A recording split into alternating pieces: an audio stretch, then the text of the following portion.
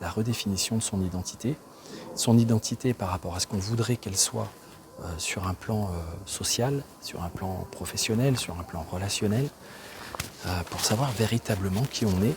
Parce que quand on ne sait pas qui on est, on a tendance à avoir du mal à faire des choix, à avoir du mal à prendre des décisions, à se remettre en doute en permanence, à être déstabilisé par les autres, à être sous l'emprise des autres, à être guidé, téléguidé par les personnes parce qu'on a du mal à se référer en soi, on a du mal à avoir confiance à ce qu'il y a à l'intérieur de nous, on a du mal à sentir qu'il y a on pourrait dire une légitimité, une raison d'être, quelque chose qui fait qu'on se dit, en fait, ce que je suis, c'est bien.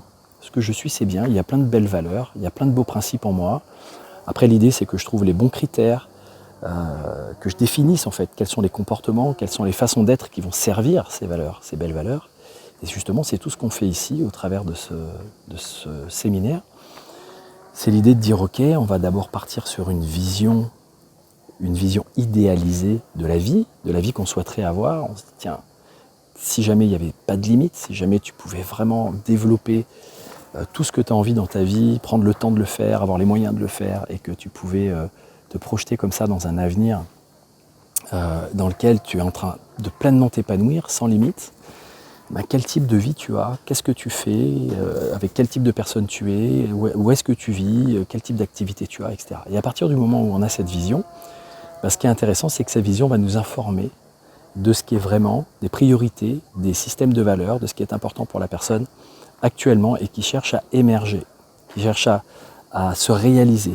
C'est un potentiel qui est là et que tant qu'il n'est pas réalisé, tant qu'il n'est pas sorti, tant qu'il n'est pas vécu, il va rester à l'intérieur, il va nous créer une forme de tension, il va nous créer une forme de mal-être, on va se juger négativement. Le système de valeurs, c'est quelque chose qui fait qu'on va s'évaluer, se juger, on va se qualifier de bien ou de mal.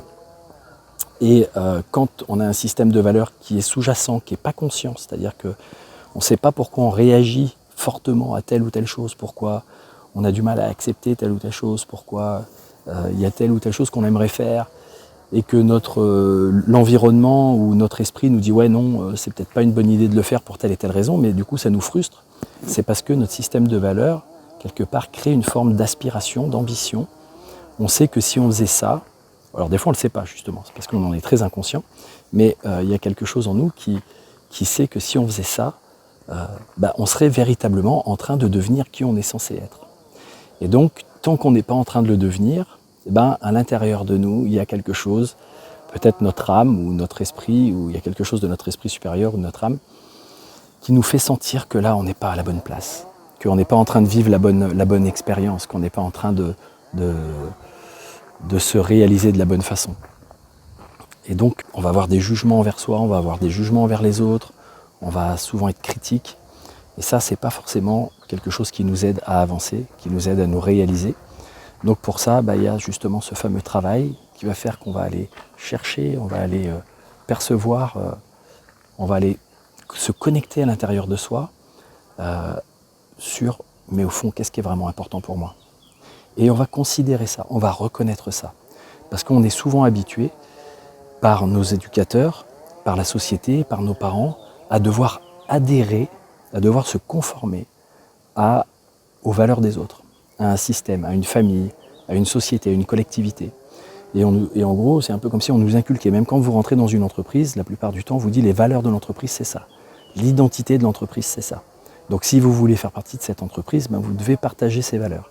Mais le truc, c'est que, on le voit en cohésion d'équipe, des fois l'entreprise a des valeurs qui sont affichées, c'est-à-dire que les dirigeants ont dit, nous, les valeurs c'est ça, c'est ça, c'est ça. Mais quand on refait un travail en profondeur, et quand on fait émerger les valeurs du groupe, on se rend compte qu'il y en a certaines qui collent avec l'identité qui a été préconisée, qui a été donnée, mais parfois, dans la réalité des faits, au niveau des équipes, au niveau des gens, au niveau de l'esprit plus profond de l'entreprise, en dehors de ce que la tête pense de l'entreprise, on va dire, mais dans le corps de l'entreprise, on va se rendre compte que ces valeurs-là ne sont pas toujours les mêmes. Et donc, c'est ça qui peut parfois générer des conflits de valeurs entre les personnes entre elles, et puis entre les personnes qui sont salariés par exemple, et puis les personnes qui managent, parce que quand on n'est pas en accord avec ce système de valeurs, comme le système de valeurs il est moteur et qui détermine nos actions, de façon souvent très inconsciente, par des sensations, par des émotions, par des réactions, par des comportements spécifiques. Du coup, on va avoir des conflits qui vont naître, on va avoir des comportements qui ne sont pas forcément constructifs, déjà à l'intérieur de soi, hein, quand on est par exemple en train d'avoir une activité professionnelle ou qu'on est dans une relation qui ne va pas dans le sens de nos valeurs, on va sentir que ça cloche. Donc on va chercher à ce que l'autre se conforme à nos valeurs, et c'est ce que font souvent les gens et les sociétés et les groupes, c'est d'essayer que chacun se conforme à une valeur. Mais c'est une valeur qui n'est pas ressentie intérieurement, qui n'est pas personnalisée, qui n'est pas individuée, c'est-à-dire qui n'est pas en lien avec mon propre vécu, ma propre perception, ma propre éthique. C'est un peu comme quelque chose de moral, c'est imposé à l'extérieur. On dit, ben voilà, ça c'est une valeur morale, il faut être comme ça. Mais tant qu'on ne l'a pas compris à l'intérieur, tant qu'on ne l'a pas révélé à l'intérieur, on ne va pas s'identifier forcément à cette valeur. On va avoir l'impression qu'il faut être comme ça. Et parfois, il y a plein de gens qui pensent avoir de bonnes valeurs, mais ce n'est pas les leurs.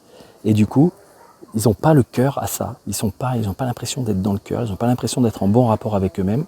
Ils ont l'impression de ne pas être adéquates. Voilà. Je ne suis pas adéquate, je ne suis pas adéquate à ce milieu, je ne suis pas adéquate à cette situation, je ne suis pas adéquate à cette personne. Pourtant, j'essaye d'être dans ce système de valeurs. Mais si ce n'est pas le nôtre, ou si on ne l'a pas vraiment intégré et compris profondément, qu'on est nous en fait, et qu'on donne de l'importance à ça, c'est-à-dire que notre système de valeurs est aussi important que celui des autres. Il n'y a pas de « oui, parce que le groupe, parce que le collectif, parce que la majorité pense que c'est mieux d'être comme ça ». Non, c'est si vous y adhérez vous, personnellement, ok. Mais si profondément il y a quelque chose qui cloche, ça ne va pas le faire. Et vous n'allez pas vous sentir bien, et ce ne sera pas bon pour le groupe non plus. Parce que vous allez être un élément perturbateur, vous allez être un élément qui ne va pas se sentir à l'aise, qui ne va pas se sentir vraiment bien dans sa peau, qui ne va pas comprendre pourquoi il y a des moments, il y a des freins, il y a des blocages, il y a des choses qui heurtent la personne. Donc être bien au fait de son système de valeurs, ça permet de se connaître, de connaître ses moteurs intérieurs, d'activer son essence, de donner du sens à son existence, de se diriger avec plus de clarté, plus de lucidité, aussi par rapport à ce qui est anti-valeur. Donc se bâtir une identité pour s'accomplir, ça devrait être appris à l'école. C'est pour ça que moi, d'une certaine façon, je crée une école pour ça. Possibilité de venir faire ces choses-là en présentiel, possibilité de le faire en accompagnement en ligne, possibilité de le faire en accompagnement en ligne mais en individuel, mais il y a aussi des formations en ligne avec les cours, avec des supports, avec des exercices, avec des pratiques, comme par exemple le projet en vie. Il y a des moyens. Donnez-vous les moyens, on peut transformer, on peut changer des choses que l'on croit être en soi ou que l'on croit être définitive. Non, c'est pas définitif, il suffit juste de savoir comment faire pour transformer tout ça. Et ça, c'est des techniques. Il y a de la magie, ça te paraît magique, mais en fait, c'est des techniques qui sont en arrière-plan, des pratiques. Donc, faites l'apprentissage, et vous allez évoluer vers les meilleures versions de vous-même, vers une meilleure expérience de vous-même, peut-être qui sera plus agréable pour vous, parce que c'est ça un petit peu le but, hein, c'est que la vie soit agréable à vivre et qu'on en tire satisfaction.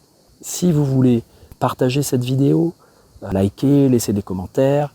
Si vous partagez, ça profitera à d'autres qui seront un petit peu informés des différentes mécaniques qui sont sous-jacentes et qui sont importantes de mettre à jour si on veut que ça roule correctement. Si on veut être aussi performant parfois, hein, ça peut être ça, être plus performant, être plus efficace ou être simplement mieux dans sa peau. Et voilà, et donc on se redit, je vous dis à très bientôt pour une prochaine vidéo.